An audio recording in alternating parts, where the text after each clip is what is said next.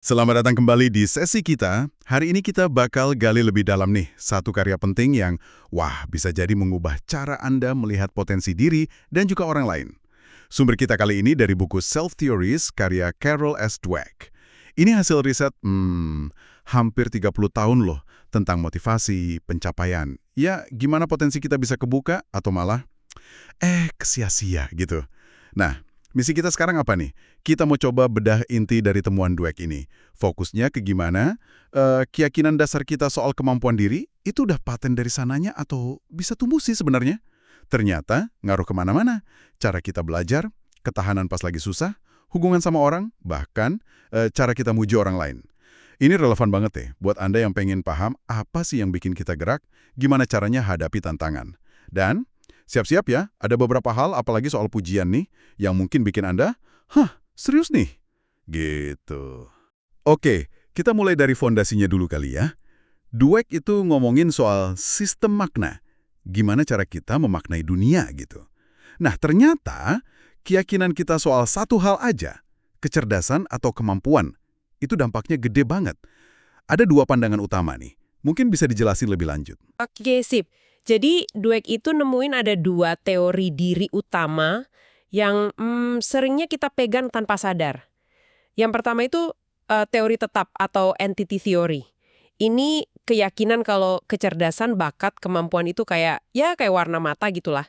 Udah bawaan, udah ada ukurannya dan nggak bisa banyak diubah. Nah, kalau Anda percaya ini, biasanya nih fokus utamanya jadi pengen nunjukin kalau Anda tuh punya jatah pintar yang banyak. Tujuannya ya kelihatan pintar dan yang penting banget, jangan sampai kelihatan bodoh. Itu sih, Ah, oke. Jadi yang penting kelihatan oke gitu ya. betul loh. Terus yang kedua, itu teori bertumbuh atau incremental theory. Ini kebalikannya banget. Ini keyakinan kalau kecerdasan atau kemampuan itu kayak otot, bisa dikembangin. Lewat apa? Ya lewat usaha, belajar dari salah, nyoba strategi baru. Kalau Anda pegang teori ini, fokusnya bukan lagi buat nunjukin diri, tapi buat ngembangin diri. Pengennya belajar hal baru, naklukin tantangan, jadi lebih bisalah seiring waktu. Usaha keras itu bukan tanda bodoh, malah justru itu jalannya biar jadi pinter.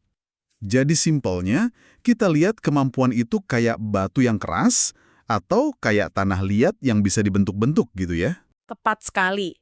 Dan ini tuh bukan cuma soal, pilihan filosofis aja ya. Dweck nekenin banget kalau dua teori ini tuh bener-bener nyiptain dunia psikologis yang beda banget buat tiap orang. Orang dengan teori tetap sama teori bertumbuh bisa aja ada di situasi yang persis sama, misalnya dapat tugas susah gitu. Tapi cara mereka mikir, ngerasain, sama bertindaknya bakal beda jauh. Ini jadi ingat sama Piaget ya. Di akhir-akhir dia sadar kalau sistem makna kita itu sama pentingnya atau mungkin malah lebih penting dari sekedar logika. Nah, perbedaan antara ngelihat kemampuan itu tetap atau bisa tumbuh, ini nih akar dari banyak banget perbedaan soal motivasi dan ketahanan kita. Oke, nah perbedaan dunia psikologis itu jadi kelihatan banget pas kita ngomongin soal gagal atau pas lagi susah gitu kan ya. Gimana tuh manifestasinya pas kita lagi ibaratnya nabrak tembok?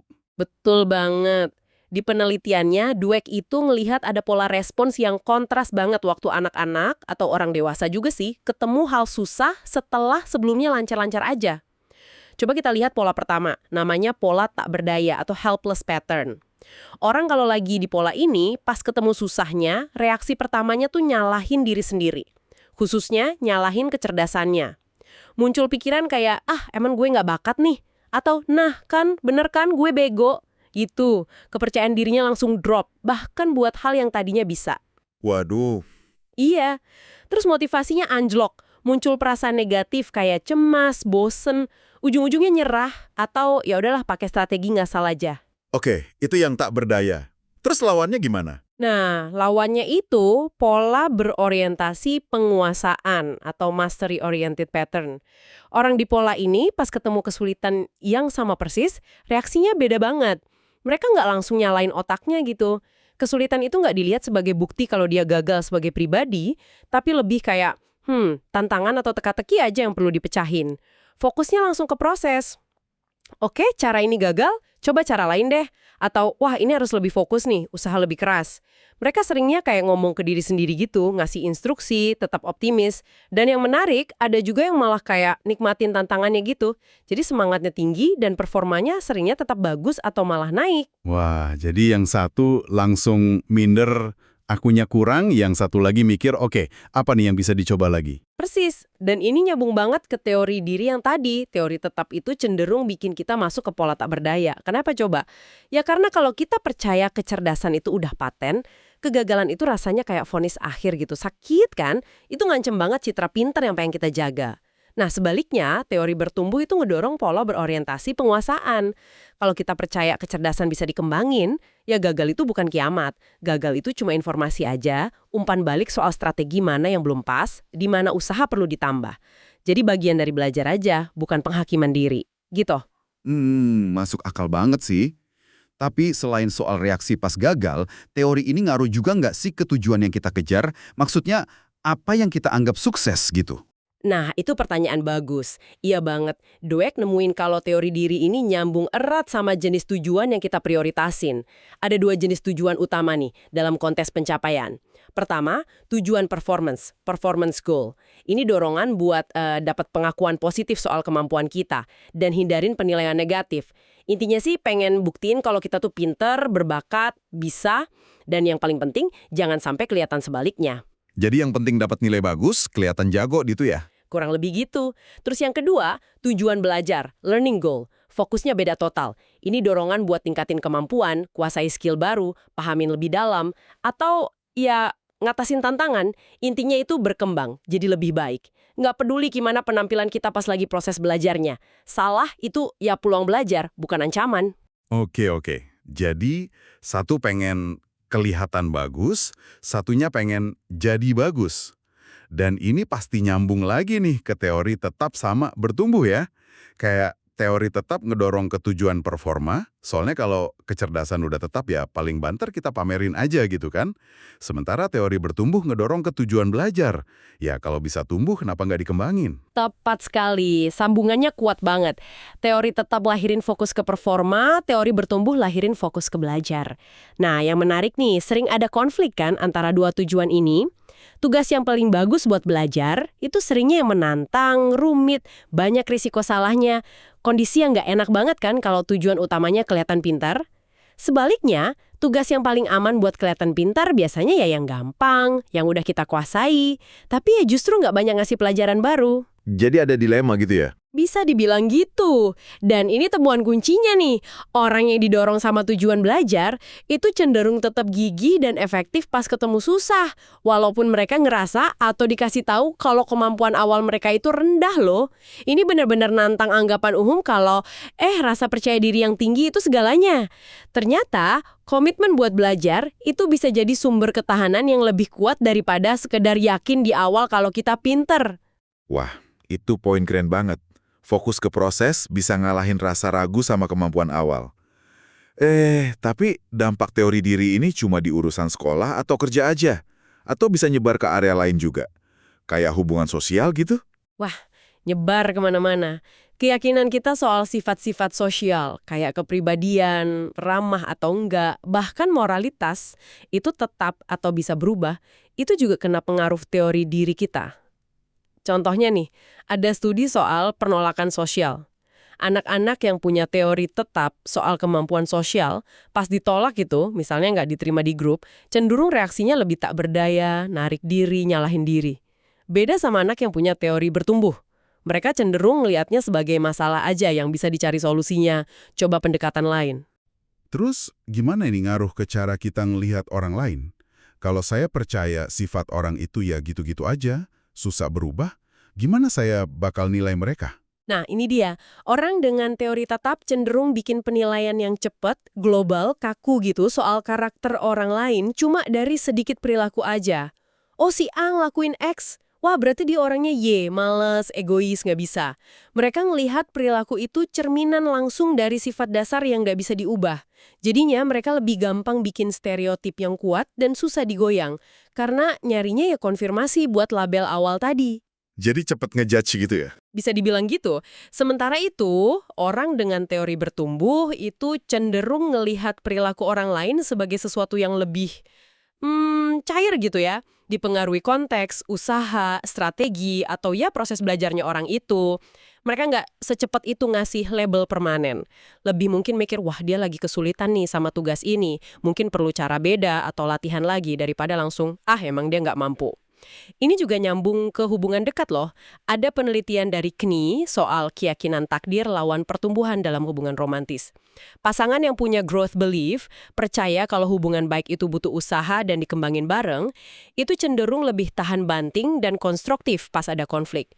Beda sama yang percaya destiny belief, yang mikir hubungan itu jodoh atau nggak sama sekali. Yang ini lebih gampang goyah pas ada masalah. Wah, gila implikasinya. Dari cara belajar, hadapi gagal, sampai cara kita berhubungan dan nilai orang lain. Nah, sekarang pertanyaan gedenya nih, dari mana sih datangnya keyakinan ini? Apa kita lahir udah bawa teori tetap atau bertumbuh? Di sini nih kita masuk ke bagian yang mungkin paling bikin kaget, terutama soal pujian. Betul. Ini salah satu temuan Dweck yang paling nonjok sih. Ternyata, jenis pesan yang kita dapat dari lingkungan, terutama dari orang tua, guru, atasan, itu perannya gede banget dalam ngebentuk teori diri kita. Coba kita lihat kritik dulu ya. Dweck bedain beberapa jenis nih. Ada kritik pada pribadi sifat. Contohnya, dasar kamu anak nakal, atau saya kecewa banget sama kamu. Kritik model gini cenderung numbuhin teori tetap sama pola tak berdaya. Pesan yang ketangkap kan, kamu adalah masalahnya. Dan itu sifat permanen. Nggak enak banget kan? Iya juga ya, nggak ngebangun jadinya. Ya bandingin sama kritik pada proses strategi. Misalnya, catnya kok masih nempel di meja ya? Mungkin bisa coba cara lain biar lebih bersih. Atau bagian ini belum rapi nih. Coba deh pikirin cara biar hasilnya lebih bagus. Kritik jenis ini, yang fokusnya ke tindakan atau strategi yang bisa diubah, justru ngedorong teori bertumbuh sama pola berorientasi penguasaan. Pesannya itu, ada sesuatu di caramu yang bisa diperbaiki, bukan ada yang salah sama dirimu. Oke. Jadi kritik yang fokus ke proses itu lebih oke daripada nyerang orangnya. Itu mungkin masih, masuk akal lah ya. Nah, sekarang nih bagian yang sering bikin kaget. Pujian. Kita kan sering mikir ya, muji anak pinter, wah pinter banget kamu, atau sifat baik, kamu anak baik deh. Itu bagus buat bangun pede. Gimana tuh kata riset Dweck? Nah ini dia nih yang suka bikin, pujian pada kecerdasan atau sifat, kamu pinter, kamu berbakat banget, itu ternyata, dalam jangka panjang dampaknya bisa negatif loh. Riset nunjukin pujian model gini malah 1, numbuhin teori tetap. Pesannya kan jadi, pinter itu bawaan. 2, ngedorong tujuan performa. Anak jadi pengennya kelihatan pinter terus, bukan pengen belajar. 3, bikin anak malah menghindari tantangan. Kenapa? Takut gagal, ntar label pinternya hilang. 4, nurunin kegigihan sama rasa seneng pas ketemu susah. 5, bikin anak nyalahin kemampuan pas gagal. Mikirnya, wah, ternyata aku nggak sepinter itu. 6, bahkan bisa ngedorong buat bohong. Misalnya, bohong soal nilai biar tetap dibilang pinter. Serem kan? Iya, serem banget. Dan yang paling penting nih, ini ngebangun harga diri yang rapuh. Contingent self-worth namanya. Jadi, ngerasa berharga tuh hanya kalau sukses atau kelihatan cerdas. Kalau enggak, ya ngerasa nggak berharga. Aduh, bahaya banget ya itu. Nah, sebaliknya nih, pujian pada usaha, strategi, atau proses. Kayak, wah kamu pasti udah kerja keras banget ya buat ini. Aku suka deh caramu nyoba macam-macam strategi sampai akhirnya bisa. Atau, kerja bagus banget fokusnya di tugas ini. Pujian kayak gini justru 1, numbuhin teori bertumbuh. 2, ngedorong tujuan belajar. 3, ningkatin minat sama tantangan. 4, ningkatin kegigihan sama rasa senang bahkan habis gagal sekalipun. 5, bikin anak fokusnya ke usaha dan strategi sebagai kunci sukses dan cara ngatasin gagal. Jadi beda banget kan hasilnya? Beda banget. Ini benar-benar ngubah cara pandang soal gimana sih bangun self-esteem yang sehat itu. Banyak dari kita kan mikirnya muji hasil atau bakat itu cara terbaik. Tapi riset ini nunjukin kalau harga diri yang kokoh itu nggak datang dari dikasih label pinter, tapi datangnya dari pengalaman terlibat penuh, ngerahin usaha, nyoba strategi, ngatasin tantangan. Nah, ini semua buah dari kerangka teori bertumbuh. Pujian ke proses itu efektif karena ngarahin perhatian ke hal-hal yang bisa dikendaliin sama orangnya, usahanya, pilihan strateginya, dan secara nggak langsung ngirim pesan kalau kemampuan itu bisa berkembang lewat tindakan nyata. Gitu loh. Jadi bukan berarti nggak boleh muji sama sekali ya, tapi apa yang dipuji itu penting banget. Fokus ke prosesnya, jangan ke sifat bawaannya. Ini juga ngejelasin kenapa kadang kita lihat orang yang kayaknya pede banget atau sukses terus, tapi kok gampang banget jatuh pas ketemu tantangan baru yang gede. Tepat sekali. Dweck nunjukin kalau sekedar punya riwayat sukses atau ngerasa pede aja tuh nggak cukup buat jamin ketahanan, buat jamin pola berorientasi penguasaan tadi. Contoh klasiknya tuh siswa yang teorinya tetap, pintar banget pede di SD, pas masuk SMP yang lebih susah, lebih kompetitif, performanya malah anjlok. Kenapa? Karena mereka nggak siap hadapin susah, biasanya ngandelin pinter bawaan aja. Sebaliknya, siswa yang teorinya bertumbuh, mungkin awalnya biasa aja, malah seringnya berkembang pesat di lingkungan baru yang nantang itu. Mereka lihat tantangan sebagai kesempatan buat tumbuh. Oh, iya. Ingat studi Dweck yang lama itu ya? Yang tahun 75. Iya, betul. Anak-anak yang tak berdaya itu nggak jadi lebih baik cuma dengan dikasih pengalaman sukses terus-terusan, malah nggak ngaruh banyak pas ketemu gagal lagi. Justru kelompok yang diajarin buat ngeliat kegagalan itu sebagai akibat dari kurangnya usaha, sesuatu yang bisa diubahkan, itu nunjukin peningkatan ketahanan yang signifikan. Nah, ini nekenin poin penting. Yang lebih krusial itu bukan apakah kita pede atau enggak, tapi dalam kerangka berpikir apa rasa pede itu ada. Pede dalam teori tetap itu rapuh, gampang pecah. Kepercayaan diri yang benar-benar dibutuhin dalam teori bertumbuh itu adalah keyakinan pada kemampuan untuk belajar dan berkembang. Lewat usaha, lewat strategi, bukan sekedar yakin punya bakat tetap. Oke. Jadi apa nih rangkuman utama yang bisa kita ambil dari obrolan kita buat Anda semua yang lagi dengerin? Intinya sih, keyakinan kita yang paling dasar soal kemampuan tetap atau bisa tumbuh, teori diri kita itu ternyata efek dominonya luar biasa banget ya. Ngebentuk motivasi, cara kita nanggepin susah, cara nilai orang lain, bahkan cara kita ngomong, muji atau kritik. Ngaruh kemana-mana. Betul.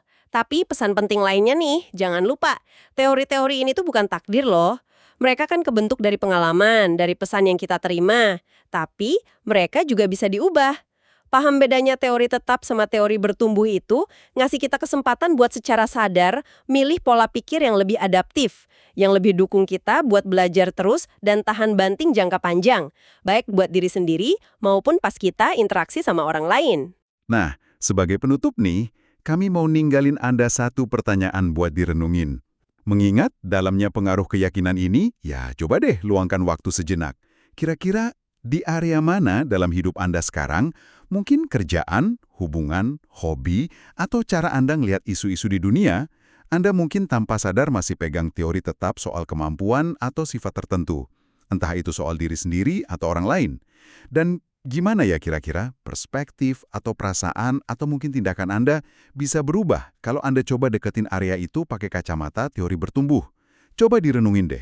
Oke, terima kasih banyak sudah menyimak diskusi mendalam kita kali ini. Sumber utama kita tadi dari kutipan buku Self Theories, Their Role in Motivation, Personality and Development, karya Carol S. Dweck. Sampai jumpa lagi di kesempatan berikutnya ya.